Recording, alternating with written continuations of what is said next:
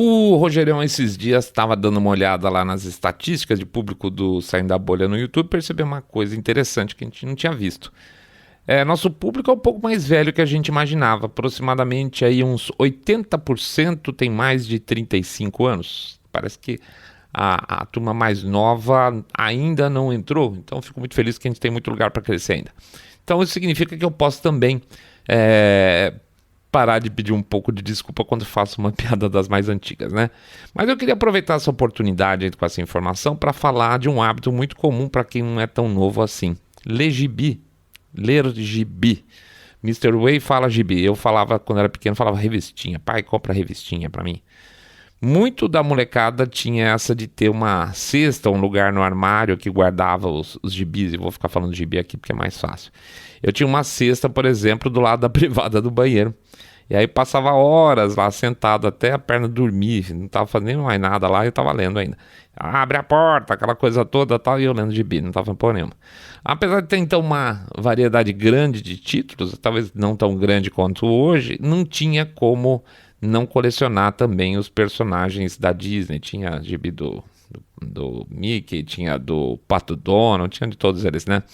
E eram muito legais porque você aprendia muita coisa, principalmente quando tinha aqueles almanaques, tinha umas histórias mais longas também, ou às vezes também tinha uns personagens, ou grupos de personagens que assumiam personagens históricas. Eu lembro que eu acho que tinha uma do, sei lá, por exemplo, que a Margarida era Cleópatra e assim por diante. Então você acabava aprendendo um monte de coisa, de história, de geografia, e era muito legal. E por isso que a perna da gente acabava dormindo na privada, né? Então, coisa doida, né? Como tudo muda. Eu, para vocês terem uma ideia, o meu vizinho de porta no prédio, que eu morava no prédio desde pequeno, a gente gravava as histórias, tipo, cada um pegava 2, 3 personagens e a gente lia e gravava, meio que atuando assim e tal, e depois ouvia. Então você lia, depois selecionava a história, depois você gravava, depois ouvia. A gente achava incrível isso, divertidíssimo. Eu não consigo nem imaginar porque a gente achava isso interessante, dava risada pra caramba, mas dentro de uma perspectiva que no fundo tinha um tanto de aprendizado aí, coisa de outro planeta.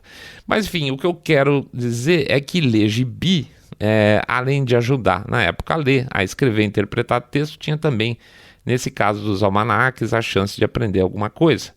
E não por outra razão, os pais sempre que podiam compravam gibi para os filhos, né? Diversão saudável. Está com um gibi de personagens da Disney, ou ainda mais, né? Na certeza era segurança para os pais também. Tempos mudam, né? Pois é, tempos mudam. Daqui a pouco a gente volta.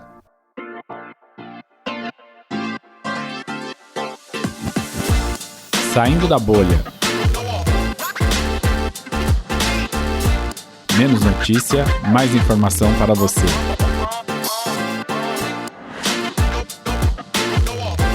A Disney desce ao inferno.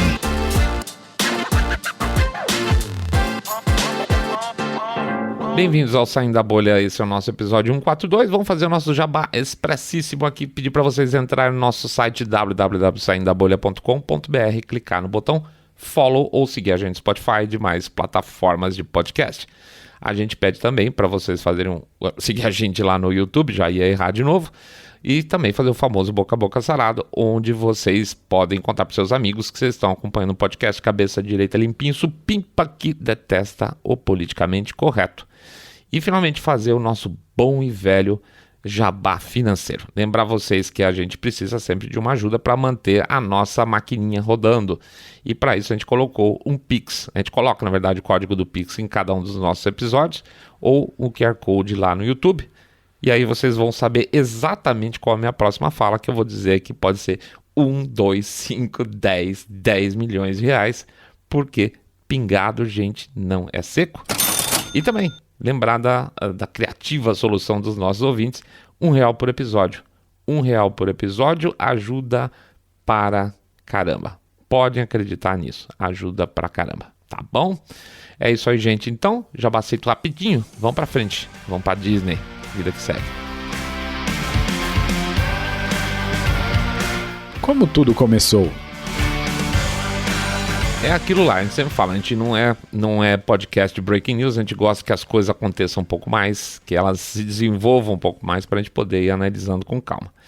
E a gente vai ter a chance, então, aqui de começar um pouco mais de trás, lembrando que não é de agora exatamente que a gente vem percebendo, vocês também, nós, uma mudança no perfil da Disney e das suas empresas. Acho que, por sinal, acho que a coisa mais absurda é a parte de conteúdo esportivo do grupo Disney, a ESPN, que ser um foco lacrativo. E eu confesso que eu não acompanho muito, já faz algum tempo, a parte esportiva, mas eu lembro que por um tempo relativamente longo, quando eu assisti um pouco mais de esporte, eu não sei como é que tá hoje, vocês até podem dizer, mas tinha uma época chatíssima, acho que era o Juca Kfouri, como é que chamava aquele chatíssimo? Trajano, exatamente, obrigado. Trajano, Mauro César, se não me engano. Nossa, uns caras que se consideravam umas sumidades intelectuais, totalmente woke já. Nossa, chatíssimo, na boa, não dá pra assistir. Eu, pelo menos, não consegui assistir, uma coisa horrorosa. Pois é, então, esse não é o negócio deles e isso eu nunca entendi como é que eles poderiam manter sustentável um negócio desse jeito, né? A Lacrolândia enche o saco, né? E lá nos Estados Unidos, gente, desde a entrada da Disney principalmente até hoje, continua sendo muito forte a ESPN desse jeito. Muito bom. Depois a gente foi acompanhando a Marvel também, né? Com mais lacração, depois aquelas discussões, que cor que tem que ser o olho da princesa? Qual o tom de pele da sereia? Umas coisas completamente imbecis. Não vão esquecer também que eles, na parte de parques, né? A Disney tem um parquezinho lá em Xangai, né? Então, ou seja, cada vez mais a Disney passou a ser um grande saco de gatos lacrativos.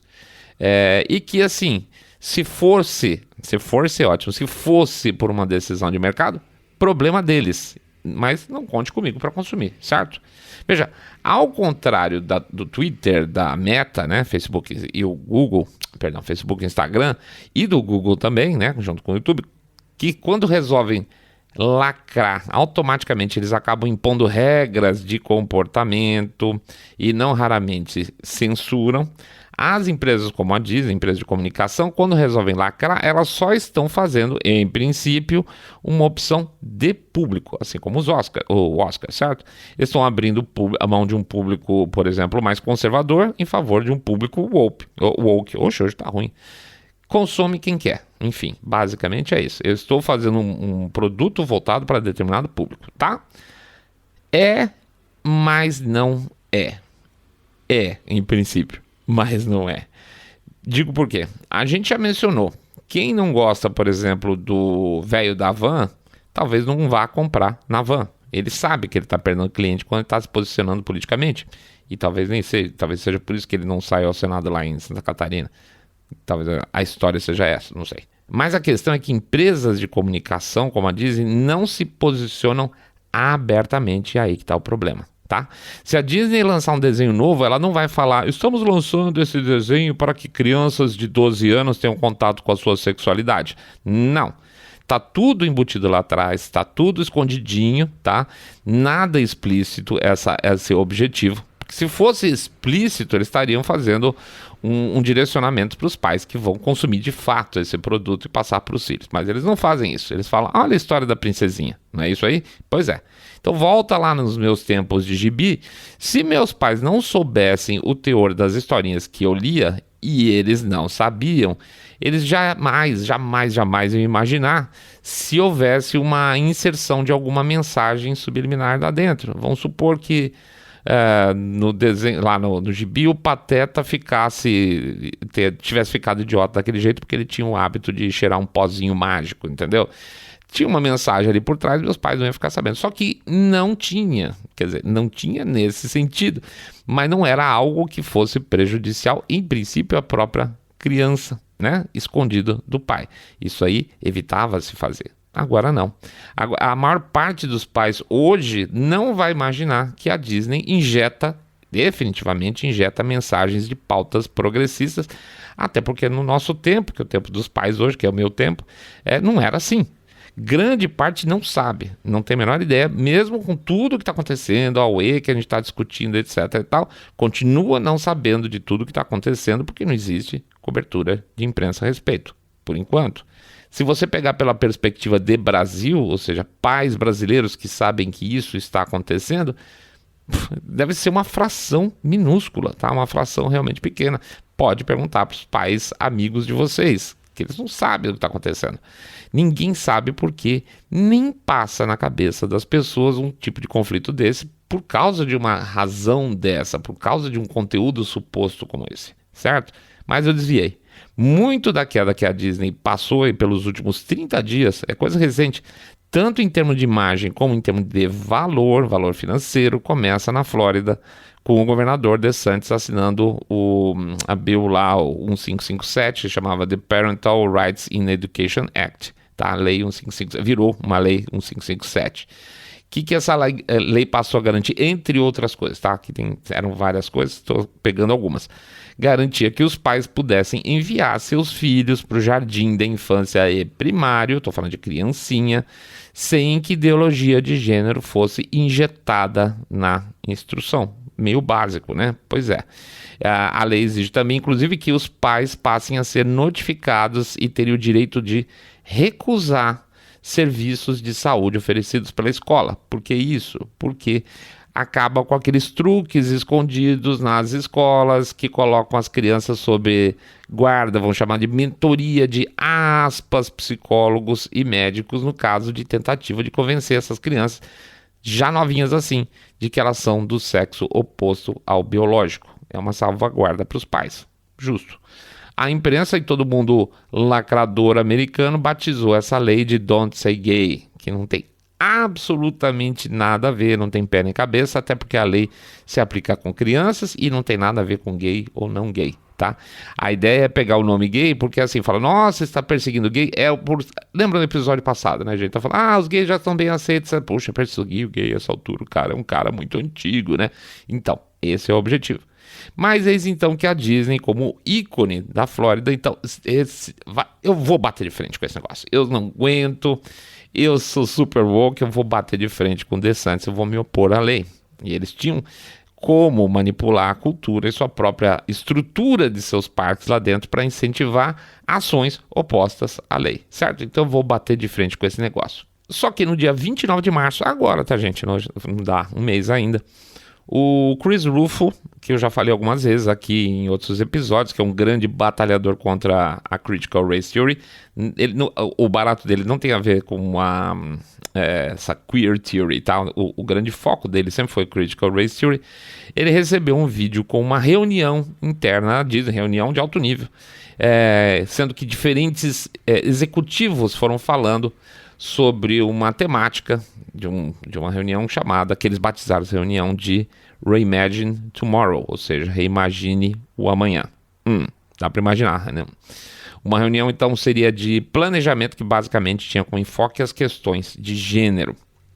Primeiro ele apresentou, o Chris Rufo, né? Ele apresentou a fala de uma produtora executiva chamada LaToya, lá da Disney, né? LaToya Ravanaugh, dizendo que a sua equipe estava implementando uma agenda gay nada discreta e que estava regularmente, aspas, adicionando queerness à programação infantil. Lembra do nosso episódio, né? Até foi bom de ter invertido, esperado um pouco fazer isso da Disney. Então eles estavam adicionando queerness, teoria queer, às histórias da Disney. Em seguida, uma figurona da Disney, a presidente corporativa, chamada Karen Burke, dizendo que ela mesma, como mãe de criança transgênero e criança pansexual, que ela tem 2 filhos, então já imaginou a cabecinha perturbada. A mulher lá já acredita que as criancinhas dela são transgênero, uma é pansexual, a outra. Ela apoia ter muitos personagens LGBTQIA+, em nossas histórias, segundo ela. E quer que um mínimo de 50% dos personagens sejam LGBTQIA+, e minorias raciais. Na sequência, o coordenador de produção da Disney, chamado Alan Mersch, dizendo que a sua equipe está comprometida em explorar histórias queer e criou ele conta pelo menos que criou um rastreador para garantir que eles estejam criando personagens não conformes de gênero, personagens trans e bissexuais em quantidade suficiente, seja lá o que for isso. Depois ele mostrou um outro vídeo de uma fala de uma gerente de diversidade e inclusão da Disney chamada Vivian Ward, dizendo que a empresa eliminou todas as menções nos parques, a apresentação em senhores, senhoras, cavalheiros, meninos, meninas, para criar aquele momento mágico para crianças que não se identificam com seus papéis tradicionais de gênero, aquele 00000. Depois ele mostrou a fala de uma ativista da Disney, uma parceira de ativismo da Disney, olha isso, Nadine Smith. A organização dela chama-se Equality Florida, e ela falou que ela conversou com os funcionários do LGBTQ, do que o governador DeSantis e a assessora de imprensa dele, a Cristina Puchal, estavam tentando, falando isso para os funcionários, tentando apagar você, criminalizar sua existência, levar embora os seus filhos, que é uma teoria conspiratória de esquerda, tá? Que eles acham que são republicanos selvagens que querem roubar criancinhas dos gays. Então deixa eu fazer uma curva rápida aqui. Eu ainda quero fazer um episódio disso se um dia tiver material suficiente, porque a gente está ainda cavando. A quantidade, se vocês repararem nesses cargos que a gente falou, a quantidade de funcionários de grandes corporações que são absolutamente inúteis é muito grande, tá? O perfil de grandes corporações desse tipo tá virando um jeitão de cabide de emprego estatal. Isso não é brincadeira, gente. Tem um caso muito interessante, eu vou ver se eu conto de maneira curta aqui. O cara comprou uma empresa que tinha um edifício no centro de Manhattan com 12 andares de altura, lá cheio de funcionário, e ele foi descobrir que aquela estrutura dele inteira de 12 andares lá dentro, inclusive o prédio, podia ser vendida e as pessoas serem mandadas embora, que não ia fazer diferença nenhuma. O próprio Elon Musk comentou num tweet lá que ele ia transformar a sede do Twitter lá em São Francisco num abrigo de indigentes. É verdade, as grandes corporações estão entupindo de gente inútil, discutindo assuntos que não tem nada a ver produtivo, aí pagam salários bastante razoáveis para essa turma toda e no final das contas cobram caro para os seus produtos, que faz com que a classe média, você, eu, bobalhões, pague o salário desses cretinos, tá? É um tipo de empresa estatal privada, tá? Aí quando eu falo que a gente nem vive mais sob democracia e que o nosso capitalismo virou uma brincadeira, os caras acham que eu sou chato pra caramba, que eu tô doidinho de pedra, né? Mas enfim, vamos em frente. Ladeira abaixo. Bom, a partir da divulgação de vídeos e do protesto da Disney, que se colocou aí frontalmente contra a legislação da Flórida, e você sempre pode questionar por que eles acham tão horrível não poder ter estudo de gênero em jardim da infância, né? Pois é, a coisa começou então a fazer água para o lado deles. Na Califórnia, que é a base da empresa, começaram a ter protestos na porta dos parques, inclusive aí com funcionários da própria Disney, fazendo discurso, falando que eles estão sendo pressionados, aquela coisa toda, e uma campanha de boicote começou a fazer um certo corpo. Veja, para boicotar a Disney, você não precisa não ir a um dos parques. Você pode cancelar, por exemplo, sua assinatura da Disney Plus. Você pode deixar de comprar produtos Marvel, por exemplo. E essa lógica passou a ser mais clara para muitas pessoas.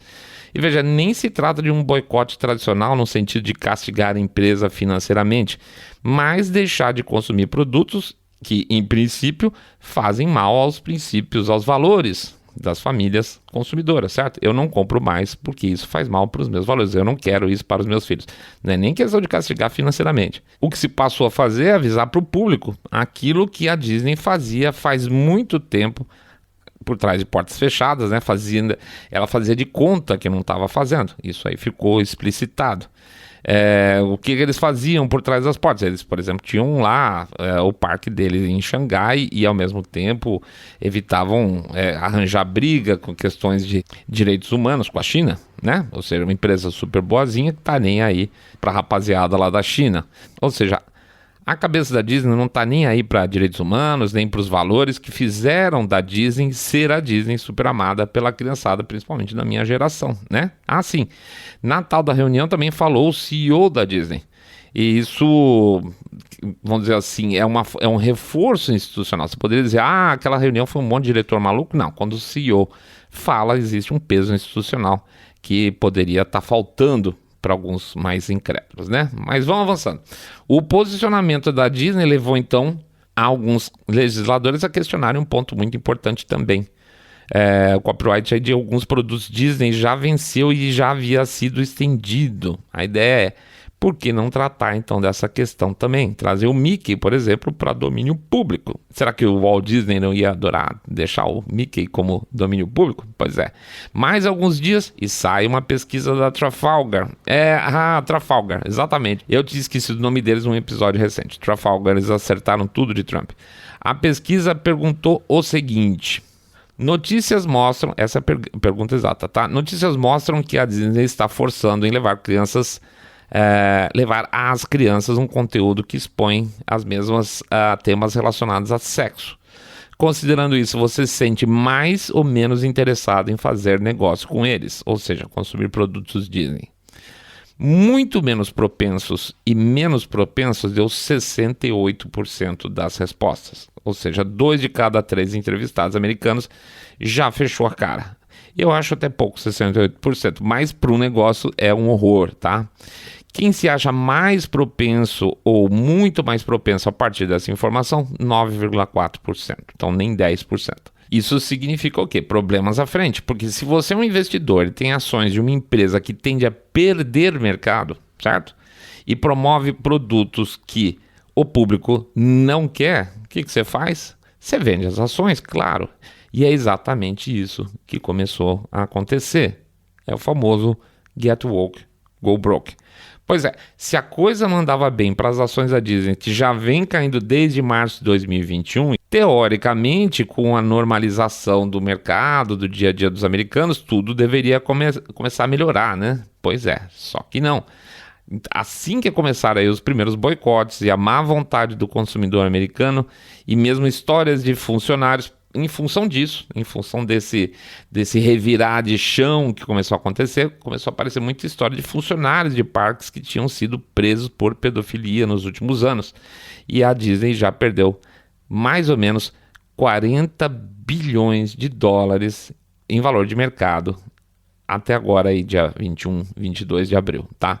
Então, rapidamente, nós estávamos falando que a gente começou no final do mês passado essa discussão, hoje eles já perderam 40 bilhões de dólares em um período em que a economia devia estar começando a crescer, tá? Mas, gente, o pior ainda está por vir, por incrível que pareça. DeSantis bate o prego final. Pois bem, dia 19 de abril, o DeSantis, lá, o governador, deu uma entrevista, uma coletiva de imprensa, dizendo que ele estaria dando mais uma paulada no grupo Disney, eliminando privilégios especiais como empresa que eles tinham desde 1968 no estado. Esses privilégios davam para ele, para o grupo, liberdade de atuação, tá? Um excesso de liberdade de atuação para viver em várias situações à margem da legislação estadual e principalmente benefícios fiscais. Mas, ora, vejam só. Então pense o seguinte, a Disney se beneficia de toda a estrutura estadual da Flórida para obter seus lucros, certo? E agora, um conjunto de executivos não eleitos pode sair dando pitaco e bater de frente com as autoridades eleitas? Pode, claro. Mas é o preço político da coisa, gente. Se a empresa atua como empresa, ela vai conversar com quem? Com o mercado. Se a empresa atua como política, como um ente político, ela vai disputar seu poder com políticos. E entrando nesse campo político partidário principalmente, tem que estar pronta para levar porrada. E levou. Resultado. Essa proposição de tirar os benefícios fiscais e de autogovernança que eles teriam lá na região caiu já no Senado 2-3 dias depois de anunciado pelo DeSantis, tá? Então sim, para mim, sem dúvida, eles mereceram tudo isso. Meus amigos, não vamos tratar a coisa como um aumento de imposto, tá? Não é que o DeSantis está mexendo com os impostos do Estado, etc e tal. Não, esse é um argumento relativamente comum quando se tira subsídio de grupos especiais de que está aumentando o imposto. Não é o caso lá, eles estão tirando subsídio, tá? O Estado não está cobrando mais por um tipo de negócio. Capitalismo, gente, se faz com condições de concorrência igual para todo mundo. Não tem um diabo de uma vez que o Estado não se meta, põe a pata e que ele não desregule as coisas todas. Como é que se pode afirmar que hoje, inclusive, esse monstro que está aí espreitando a molecada para injetar a cultura queer não começou, de certa forma, lá em 68, quando começaram a receber benefício? Tá?